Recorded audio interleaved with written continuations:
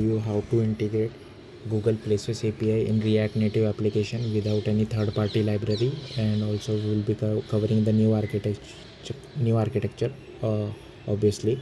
So first of all, you will have to register. You will have to create a project in Google Console or on the Google Cloud. Then you will have to obtain your API key by registering Android package name as well as iOS bundle identifier. Then you will have to make sure you enable billing for your project by registering credit card. Unfortunately, I couldn't do that because I don't have one.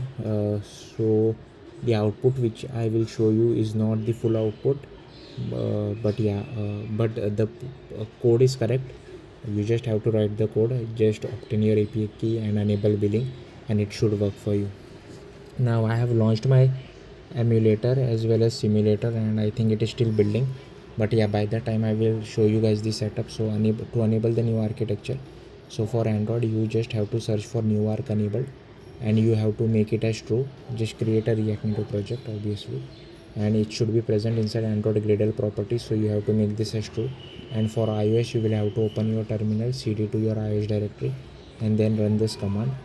Once you do that, go to your main Android folder, go to build.gradle. Here you will have to apply, you will have to write apply plugin Kotlin Android, as well as you will have to add Kotlin standard lib and this places libraries as well.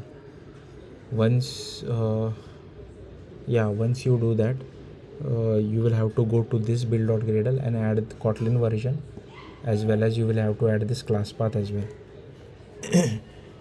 Next, what you will have to do is create this folder called rtn autocomplete places. Inside that, create a package.json file. Again, I have copy pasted this from docs. Only this name has been changed, this has been changed, and this name has been changed, and this has been changed, and it is a turbo module, so you can check that documentation. Next, I have created a podspec file. Again, this has been copied from docs, and only this name has been changed.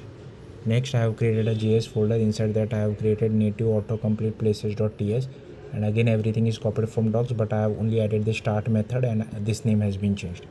Next, inside Android, I have created build.gradle. Again, copied from docs, only changes this apply plugin Kotlin Android, implementation of Kotlin standard lib, as well as this name has been changed. Next, I have created src main and java com rtn autocomplete places. I have created this package class, again copied from docs, only this name has been changed, and this module name has been changed. Okay, so this and this.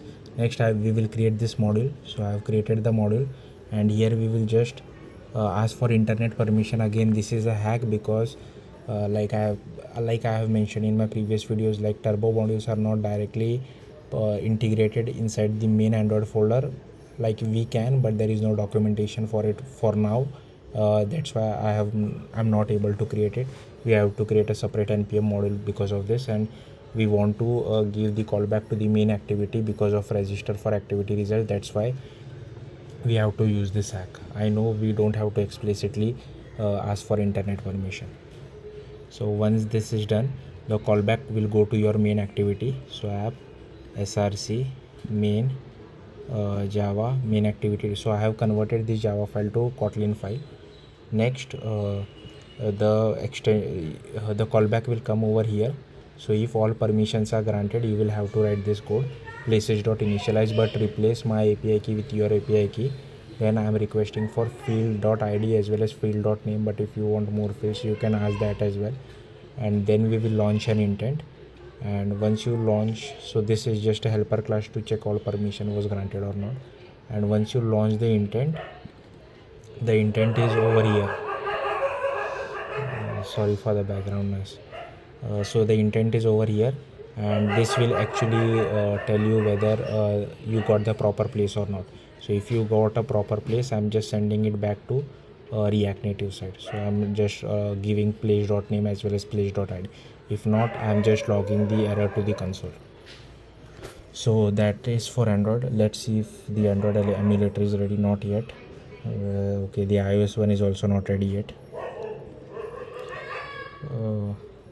Okay, so I will just explain iOS to you as well. So what you will have to do is open iOS go to your pod file, and firstly you will have to add this line. So this will add the party Google Play dependency to your project. Also you will have to make sure you make like by default there is something called minimum iOS version supported. You will have to make this as 14 or 15, I think, because Google places only support from 14 or 15 version of iOS.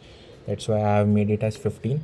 Also open before opening your iOS folder, uh, what you will have to do is open your terminal, go to the root of your React Native project, then run this.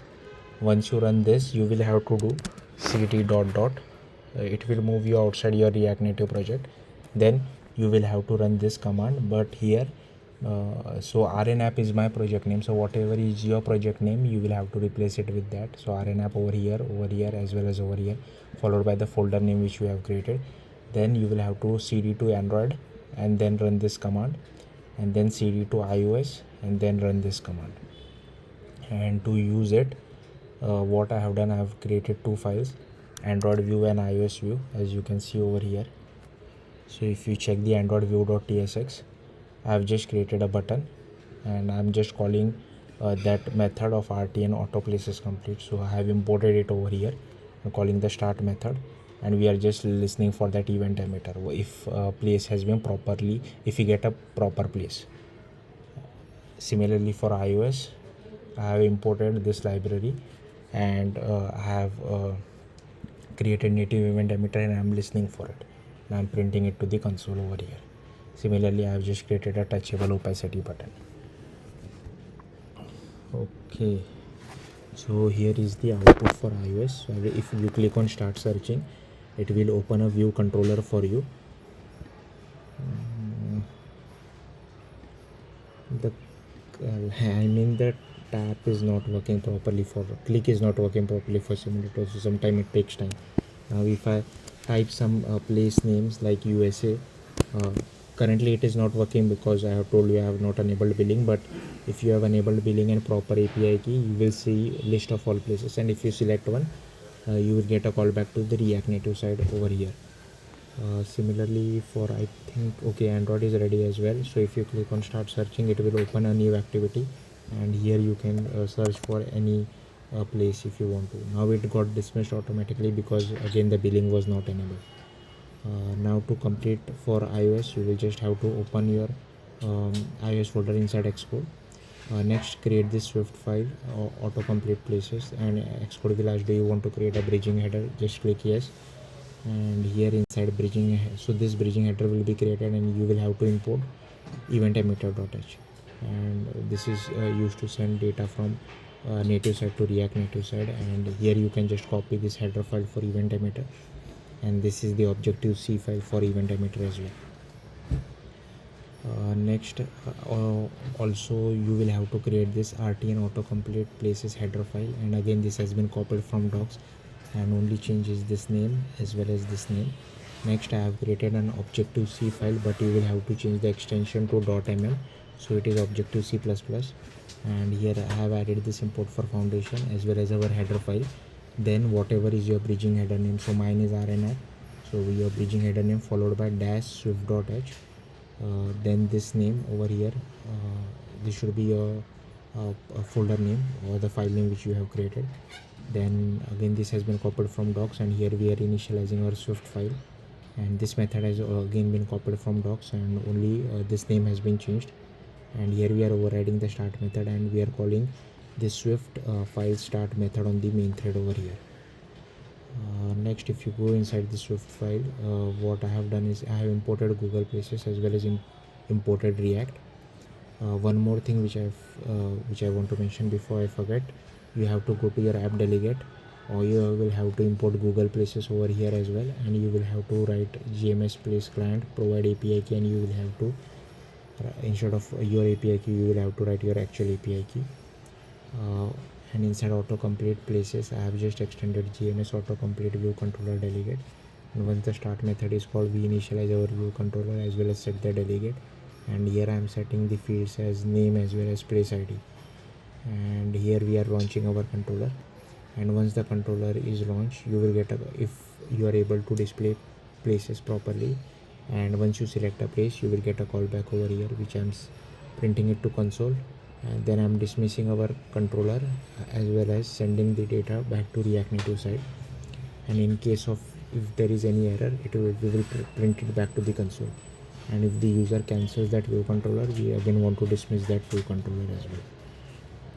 Next you will have to create a prefix header file as well. So just right click over here and select new file and just search for pch. So I'll just show you pch, and here just click next and name it as prefix header. And inside prefix header you will have to add this line because this Google places we are using in both Objective-C as well as Swift. That's why we have to do this.